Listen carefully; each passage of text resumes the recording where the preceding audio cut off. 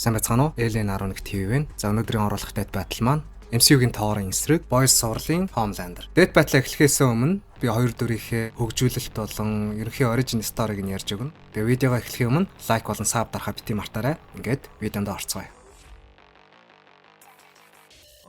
За Thor-ын хувьд гэх юм бол 1962 онд анх Stanley болон Jack Kirby-нар Journey into Mystery дугаар 83 дээр Marvel Universe руу оруулж ирж байсан дүр. Яагаад оруулж ирж байсан дүр вэ гэхээр Thor нь өөрөө шууд утгаараа комик дүр биш. Яагаад гэвэл Norse-ын домгийн бурхан. Тийм болохоор DC Universe ч гэсэн Norse-ын домгийн бурхад бий. Мөн God of War тоглоом дээр ч гэсэн Norse-ын домгийн бурхадыг та нар харсан бах. Marvel Universe Norse-ын домгийн бурхад нь голлох бурхад гэж ерөнхийдөө явдаг. Тэдний мэдлэлтэйг 9 ролмийнх нь нэг нь Midgard буюу одоогийн Marvel-ийн супер баатрууд оршин байгаа дэлхий. Thor нь ерөнхийдөө Pride өндөртэй, Ego өндөртэй, хүч хэрхэг, дайны бурхан гэж бараг хэлж болохоор бурхан. Анх танилцуулагдчихсэн жилээс хойш бүхэл бүтэн 60 жилийн турш маш олон төрлийн Thor-ын хувилбарууд байдаг. Хамгийн хүч хэрхэг Thor-ын хувилбар бол 1998 онд танилцуулагдчихсэн Rune King Thor. Thor-ын нэрийг зөв хэлэх гэж ерөнхийдөө нийлийн зүдэрч байна. Яг бол одоо Norse-ийн хэлийг ашиглахаа болсон. Norse-ын домог нь аль улсуудаас гаралтай вэ гэвэл одоогийн Denmark, Norway, Sweden гэх мэт улсуудаас гаралтай. Харин Thor-ын нэрийг яаж зөв хэлэх вэ гэвэл Thor. Хоёр аартай хамраараа уншд юм байна. Тэгээ нэгэнд ашиглахаа болсон хэл болохоор өөрсдийнхөө аялгаар Thor шүү.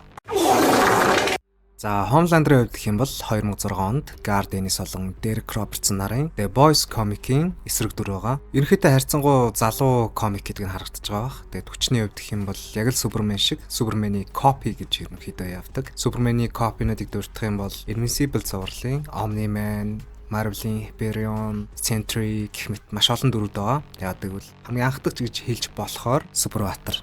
Homelander-ийн хувьд гэх юм бол Watt гэдэг Superwater-ын компани байдаг. Тэгээд уг компани хуран шилний бүтээл байгаа. Ерөнхийдөө лабораторийн бүтээл гэсэн үг. Харин бүтээхдээ яаж бүтээсэн бэ гэхээр Stormfront гэдэг Superwater-ын DNA-г ашиглаж бүтээсэн байдаг. Харин зохиосон түүх нь гэх юм бол яг л Superman шиг харийн үн дэлхийд газардсан төвхтэй Superwater байдаг. Stormfront-ыг та нар санахгүй байгаа бол комик дээр эрэхтэй байдаг бол кинон дээрээ эмхтэй байдаг. Бидний харьцуулт хийж байгаа Dead Battle маань live action-аар нь Dead Battle хийж байгаа. Ягаад гэвэл түрүүнд хэлсэнчлэн Thor-ын хувьд 60 жилийн комикийн түүх бий. Энгийн Thor-ын өргөх хүчний хэмжээнд ихэд Infinite буюу хязгааргүй гэж явдаг. Homelander-ийн хувьд ямар ч боломж байхгүй. Ягаад гэвэл комик дээрх Homelander live action буюу кинон дээрх Homelander-аас хамаагүй сул дорой юм шиг надад санагдсан. За ингээд Chris Hemsworth жүжигчний бүтээсэн MCU-гийн Thor-ын эсрэг, Anthony Starr жүжигчний бүтээсэн Boys сурлын Homelander. За шууд Thor-ын хүчийг эхнээс нь эхлээд яриад авъя. Өргөх хүчний хувьд гэх юм бол Nidavellir эрт хавхлаг нэвдэрсэн механизмыг өөрийн гараараа татаж өргөдөг. Тэгээд уг үзүүлэлтийг шинжлэх ухаанаас нь тайлбарлах юм бол 4 квадриллион тонн гэсэн баримт байдаг. Маш өндөр тоо. Харин түүний зохих хүчний хувьд гэх юм бол Thor Ragnarok дээр хаалгатад тулдах үедээ эцэст нь хоёр талаасаа өсөрж ирээд цохилт хийдэг. Уг цохилт нь маш том даралт шоквейв үүсгэдэг.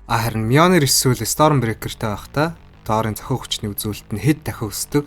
Mjolnir-ийн хувьд гэх юм бол илүү хүчтэй, даралттай цохилт үүсгэдэг бол Stormbreaker-ийн хувьд шууд алах зориулттай зэвсэг юм шиг надад санагддаг. Mjolnir-ийн хувьд гэх юм бол Sokovia-г ганцхан цохилтоор тоос болгосон байдаг. Мөн Rainbow Bridge буюу Солонгон гүүрийг мөн ялгаагүй эвдэлж чаддаг. Stormbreaker-ийн хувьд гэх юм бол Thanos-ын талгааг завчдаг. Ер нь юу ч завчиж чадна. Дээрээс нь Thanos-ын Infinity Gauntlet буюу 5 Infinity Stone-ийн Force хүчийг давж гардаг. Мөн Mjolnir-ийн дахин нэг хэлхээ марцсан зүйл нь юу вэ гэвэл тодорхой хэмжээний эдгийг хангах хүчтэй байдаг. Мөн Thor уг хоёр зэвсэгтэйгээ байхдаа ямар нэгэн тулаанаас авсан шархуулсан ядралт нь тодорхой хэмжээний цаг авдаг ч гэсэн идэгдэг. Мөн зэвсэггүй, дээрэс нь хүчгүй байсан ч гэсэн Thor энгийн үнээс хамаагүй хүчтэй гэдгийг Thor-ын 1-р ангиас нь харж болно. Шалтгаан нь гэвэл Thor мэдээж 1500 жилийн настай аянгийн бурхан, бараг дайны бурхан гэж хэлж болно. За одоо Thor-ын хурдных нь үзүүлэлтийг эхнээс нь яриад явъя. Travel speed буюу өссөн газраа очих хурд нь 1 секундээр л тооцогдно. Ягаад гэвэл Thor хүссэн газраа секундын дотор очих чадвартай. Түүний хоёр зэвсэг болон өөрт нь Bifrost-ын хүч салшгүй шингэсэн байдаг учраас хүссэн газар, хүссэн галактик ер нь л хүссэн газраа секундын дотор очих чадвартай. Харин түүний тулд хурдны хувьд гэвэл Blow Mach 1 буюу дууны хурднаас арай удаан хөдөлдөг. Энэ нь бүх кинон дээр нь харагдана. Харин түүний reaction time буюу өөртөө нэрж байгаа давталгааныг харах хурд нь өөрийнх нь үндсэн хөдөлдөг хурднаас хэд дахин илүү хурдтай. Олон далайн юмраад илүү ганц том жишээ нь гэвэл Zeus-ийн Thunderbolt-ыг замаас нь ханзаараад барьж авсан хэсэг. Тэгэд энэ маш өндөр хурдтай. Яг гэвэл аянга цахилгаан нь секундэд 300 км замыг туулдаг. Энэ маш хурдтай гэсэн үг. Нэг жишээ хэлэхэд сарнаас Лондон хүртэл 1 секунд хагас хугацааг л зарцуулна гэсэн үг. Тийм л хурдтай зүйлийг анзаарч хардаг. Харин тим хурдаар өөрөө хөдөлдөг гэсэн үг шүү. Яг бол Торын хурд нь өөрийнх нь reaction time speed хурднаас магадгүй хэдэн 100 дахин удаан. Тэгээ та нар бодож байгаа ахalta Тор ийм хурдаар хариу үйлдэл үзүүлэх чадвартай юм бол ягаад Суперменийг дийлэхгүй байгаа юм бэ гэж бодож иж магадгүй өмнөх байдал дээр мэдээ Супермен илт даваад ийсэн байдаг. Шалтгаан гэх юм бол Супермен гэрлийн хурднаас өндөр хурдаар бодож сэтгэж алхаж байсан болохоор энэ нь цаг хугацааг зогсоох хэмжээний хурд байсан байгаа даа байхгүй юу. Харин MC Universe цаг хугацаагаа юу зогсоодог вэ гэвэл time stone зогсоодог. Харин Супермений зүгээр биеийн хөдлөх хурд нь цаг хугацааг зогсоох хэмжээний хурдтай байсан болохоор Торт ямар ч боломж байгаагүй. Тэглээгээд Торын хувьд бол муу Супербатар гэсэн үг бол биш. Яг бол Тор миний бодлоор бүх live action Супербатаруудаас эхний аравт бол бараг ороод ирэх байх гэсэн надад бодол төрж байна. Тэгээд цаашаа видеого өргөжлүүлье.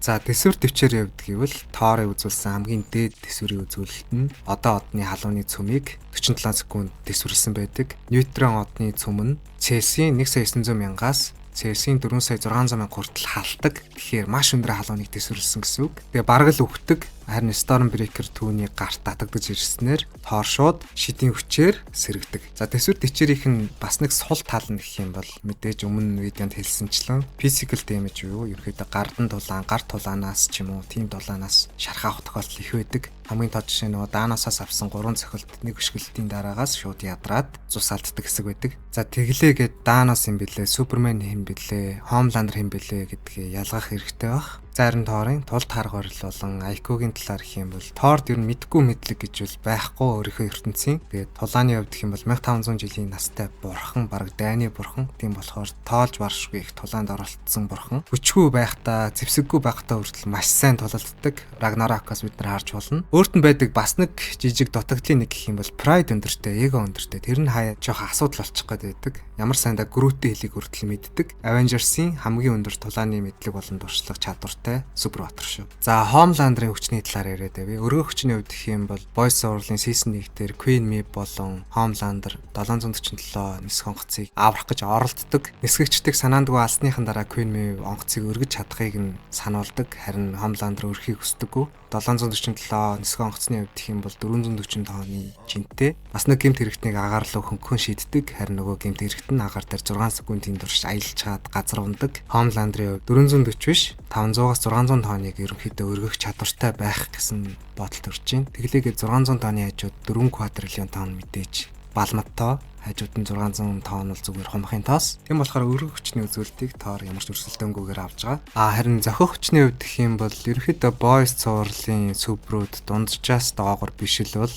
бараг бүгд хүний бүтээсэн зэвсэгт өөхөх боломжгүй байдаг. Butcher Newman-ыг боодоход суман зүгээр төмөр буудаж байгаа юм шиг байдаг. Zack нойр бараг C4 шиг тэсрэг бөмбөгнөөс жоохон түлэгдэлтэй гарч ирдэг. Энэ ерөнхийдөө Boys Universe-ийн суперүүд маш бат бөх гэдгийг нь л харуулж байгаа бах. Зөвхөн Boys л биш бол хүн биш суперүүд суперүүдэд алдаг энэ universe. Харин Homelander-ын зохих хүчний хувьд гэх юм бол Black Noir-ыг ганцхан зохилтоор алаад Kids дотрыг нь цуулж гаргаж ирдэг. Энгийн нэг супер биш Black Noir байсан болохоор энэ нь маш том үзүүлэлт. Homelander-ийн хувьд гэх юм бол өөрийнхөө universe-ийн хамгийн хүчирхэг супер нь Black Noir-ийн хувьд бас хүчирхэг суперүүдийнхаа нэг. Бас нэг өөр жишээ гэх юм бол Translucent-ийг Boys барьж аваад алах гэж оролдоод алж чадахгүйгээ мэддэг. Тэгээд дотроос нь дэлбэлж алдаг. Мөн Soldier Boy олон жилийн турш Оросд баригдсан байхдаа түүнийг бүх янзаар тамалж үтсэн байдаг. Амруу нь автоматар шүршиг, хөрөөдөж үзэх, живүүлэх гэх мэт аргаар яагаад алж чаддаггүй. Харин Homelander Soldier Boy-ыг боож алхаа алддаг, нэг зохиход үсрэл зогтдог. Гэх мэтчлэн Homelander-ийн хувьд гэх юм бол Soldier Boy-ыг бодох юм бол биеийн хүчний хувьд хамаагүй илүү. Homelander-ийн hate vision нь 5,000-аас 7,000 Цельсийн халуунд хүрдэг. Харин Thor-ийн 1 сая 800,000-аас 4 сая 600,000 хүртэл Цельсийн халууныг дэвтсэн. Тийм болохоор Homelander-ийн hate vision Thor-д бол ер нь нөлөөлөхгүй гэж ойлгож болно. За зохих хүчний хувьд гэх юм бол жижиг хэмжээтэй хот болох Sokovia-г Thor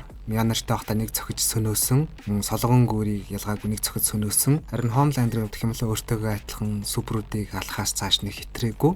Бүхэлдэн 5 сесний турш. Тийм болохоор зохих болон өргөх хүчийг Thor илт даваа авч байна. За биеийг байгаа баримт нь байлгах хүчний хувьд гэх юм бол өмнө та нарт ярьж байсанчлан Thor-ийн хувьд тэр тал дээр нэлээд асуудалтай. Их үеийн өмсгөлтэй Iron Man гэхэд л Thor-ыг аваа шийддэг. Тэгээд Mjolnir болон Shield-ний долгионоос хоошоо шийдэгддэг. Зүгээр төмрөөр бүтээгдсэн Ultron түүнийг боодог. Гэх мэтлэн биеийг байгаа баримт нь байлгах хүчний хувьд гэх юм бол Thor-ийн хувьд нэлээд учир дутагдaltaй. Яг бол өөрөөс нь сул дорой хүмүүс ялан эсрэг дөрүүд өөрийг нь авч шидэж байгааг нь харахад энэ бас их сонио ойлголт. Харин Homeland-ыг өргөж шидэх боломж бол ер нь байхгүй. Queen Maeve-ийг л хэдэн тооны жинтэй машин мөрөхөд юу ч нөлөөлдөггүй. Мэдээж Homelander Queen Maeve-ээс хамаагүй илүү гэдэг нь ойлгомжтой. Дээрх шалтгаануудын улмаас би Homelander-т биеийн хүчний үзүүлэлтийн нөлөө өгч байна. Ингээд 2-1-ийн харьцаатайгаар хүчний үзүүлэлтүүдийг Thor авлаа. За travel speed буюу нэг газраас нөгөө төрөх хурдны хувьд гэх юм бол Homelander-т ямарч боломж байхгүй. Учир нь Thor хүссэн газараа секундын дотор очиж чадна. Homelander-ийн хувьд гэх юм бол очихыг хүссэн газараа мэдээж нисэж очдог. Харин түүний нисэж очих хурдны зүйлт нь гэвэл Translucent-ийг хотоор хайхдаа 1872 км/цагийн хурдаар хайдаг. Өөрөөр хэлэх юм бол секундэд 520 м-ийн замыг туулангаа давхар X-ray vision-г ашиглаад Translucent-ийг хайж байсан гэсэн. Харин Homelander-ийн үзүүлсэн хамгийн дээд хурдны үзүүлэлт гэх юм бол season 1-ийн төгсгөлд Баачар өөрийгөө C4 бөмбөгтэй зөв дэлбэлэх гэж оролддог Homelander-ыг. Харин Homelander яг дэлбэрэлт болохын өмнө өөрийгөө болон Баачрыг аврангаа уг дэлбэрэлтээс гарч чаддаг. Даан ганц өөрийгөө ч Баачрыг аваад гарсныг нь тооцох юм бол ер нь өөрийнх нь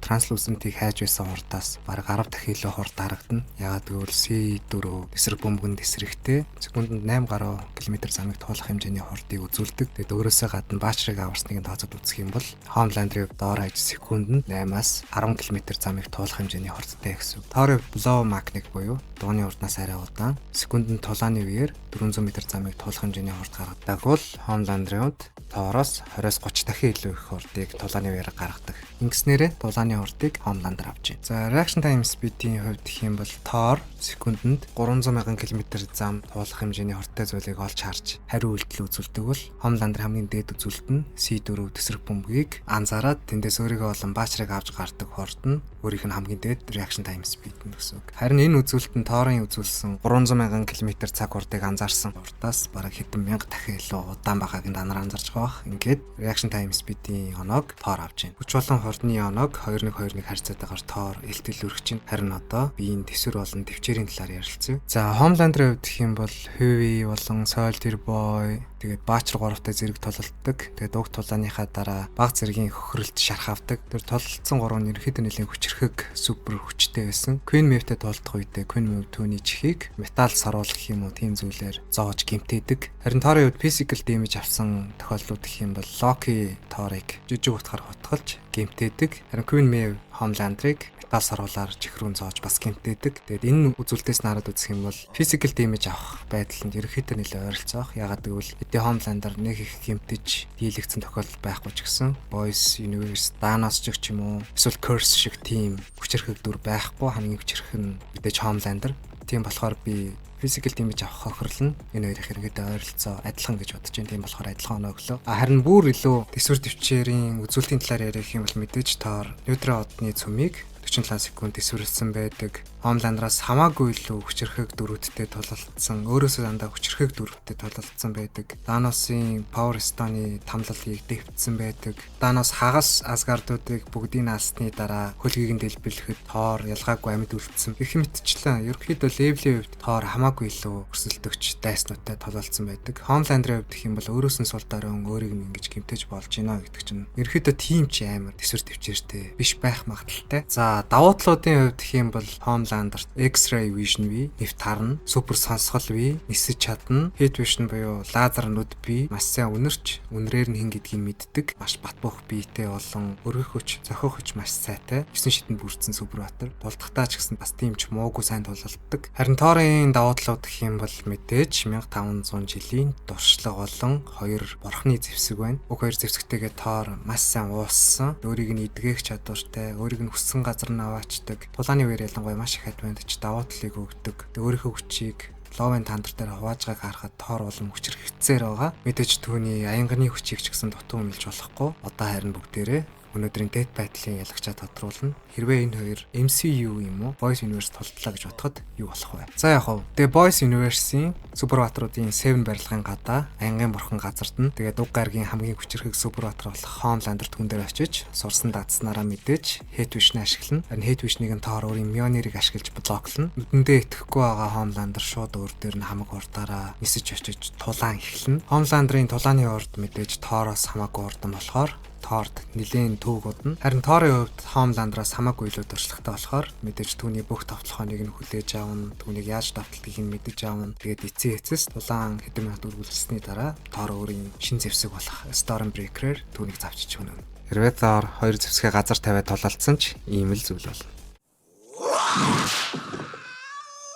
За манай өнөөдрийн ялгчаар ингээд Mighty Thor буюу Son of Odin хаянгийн бурхан маань шалгарч байна. Илт давуу байгааг нь та нар өөрсдөө харсан байх. Яагаад энэ дэд байдлыг хийхэр болсон бэ гэхээр Homelander Thor-ыг дийлнэ гэсэн би амар олон видео үзчихсэн. Тэгээд өөрийнхөө оруулсан Superman-ийн эсрэг Thor байдал дээр ч гэсэн би Thor-ыг бас жоохон доош нийцсэн юм шиг надад санагдсан. Яалтч уу Superman илүү хүчрхэг байгаад байсан болохоор би тэгж хийсэн. Аль болох аль нэг талыг баримтлахгүй байхыг хичээж байгаа. Эцэст нь хэлэхэд Boys Universe Thor-ыг зогсоох хүн байтугай адгуусч байхгүй. Харин Homelander-ийн хүчний хувьд гэх юм бол Thor болон Hulk-аас бусдын нэр нь үл дийлэх магадaltaй, Iron Man-ыг дийлэх магадaltaй гэж би хэлж байна. Бас Captain America-ыг дийлэх магадaltaй. Яагаад гэвэл ерөнхийдөө Boys цувралын бидэрт үзүүлж байгаа shot scene-үүд нь нэлээд брутал хэрцгий байдлаар харуулдаг. Тийм болохоор ямар ч тулаан явалгүйгээр шууд хөнөөчих алжих магадлал маш өндөртэй. Миний бодлоор Boys цувралыг Superwater сонирхдаг, үздэг бүх хүмүүс үзэх хэрэгтэй байх гэж би бодож байна. Ягаад гэвэл дэлхий дээр байгаа өчнөн тэрбум хүмүүсийн хэдэн сайхан сэтгэлтэй, хэдэн муу санаатай гэдгийг бид нар мэдэхгүй. Тийм болохоор хинч байсан хүчтэй болвол яаж ч эргэж магадгүй. Homelander-ийн хувьд гэх юм бол өөрийнхөө хүслээр өөрийнхөө дурын тулд бүлдэл хийдэг. Мэдээж анхаарал, хайр, халамжийн дуртай тийм элдвэр. Супер хүчгүй ч гэсэн ийм үзэл бодолтой хүмүүс маш олон байдаг. Тийм болохоор миний бодлоор хэрвээ хүн болгон супер хүчтэй болвол Homelander шиг болох магадлал Superman шиг Thor шиг байх магадлалаас бараг 70-80% илүү байх гэсэн бодол төрж байна. Дараагийн дэд байдлыг хийхээс өмнө анимашн болон комик мөн киноны Superwater-уудыг ранксан тийм tier list-үүд хийсэн дээр баг. Тэгээ тэндээсээ дэд байдлын онолтоо явуулвал ер нь амар ах гэсэн надад бодол төрсөн. За ингээд өнөөдрийн видео маань энэ нүрээд өндөрлж байна. Лайк болон саб дарахаа бити мартаарай. Өнөөдрийн дэд байдлын ялагчаар Chris Hemsworth жүжигчний Thor шалгарлаа. Thor-ын дүрийн хувьд гэх юм бол бүх зүйлээ алдсан дүр аавыгаа, ээжигээ, гэрээ, хүмүүсээ, дүүгээ, хайртай бүсгүйгээ, найзуудыгаа, зэвсгээ ер нь л алдаагүй юм байхгүй. Зарим дүрүүдийн хувьд ганцхан зүйлээ алдаад эсрэг дүр болдог бол Thor-ын хувьд хизээч тийм үйлдэл хийж байгаагүй. Хизээч хар тал руу урвж байгаагүй. Тэгэд энэ түүнийг хайрлах бас шалтгаанууд юм нэг. За ямар ч тач Thor-ын адал явдал маань цаашид үргэлжлэнэ. Магадгүй ирээдүйд гарах Avengers-ийн кинон дээр эргэж ирэх бах. Тэгээд өнөөдрийн видеог дуустал үзсэн та бүхэнд баярлалаа. Дараагийн дэд байдал болон өөр олон сонирхолтой видеонуудаар эргэж уулзтлаа. Түр баяртай. Alien 11 TV байлаа.